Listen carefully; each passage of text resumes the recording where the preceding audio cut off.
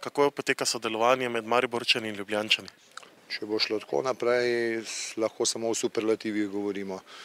Sodelovanje je res odlično, ljudje so se praktično takoj, tako zaposleni z Aerodroma Ljubljana kot naši zaposleni, so se v bistvu takoj ujeli in zadeve res lepo potekajo. Sem prav zadovoljen zaradi tega.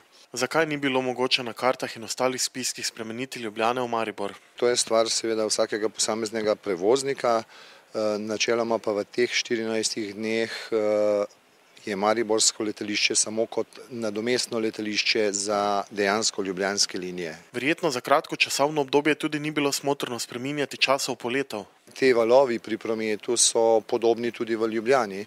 Gre predvsem zaradi koncepta letenja, ko letala prihajajo temu, rečemo v našem žargonu, križ, prihajajo recimo zjutraj odletijo vsa proti Evropi, potem se vračajo z Evrope, vsa recimo 5-6 letal, nakar ta letala letijo proti jugovzhodu oziroma na področje bivše skupne države. Destinacije, na katero letijo, se polnijo tudi s potniki, ki so prišli iz evropskih destinacij. Tako da je možno, ne vem, na 5 destinacij, recimo na prostoru bivše Jugoslavije, leteti z 5 destinacij iz Evrope. Zato mora ta križ biti in ta zadeva se seveda 3-krat dnevno obrne. Kako poteka gradnja tega novega terminala? Glede novega terminala dela potekajo v tem času povečanega prometa, so seveda omejena zaradi samih varnostnih razlogov.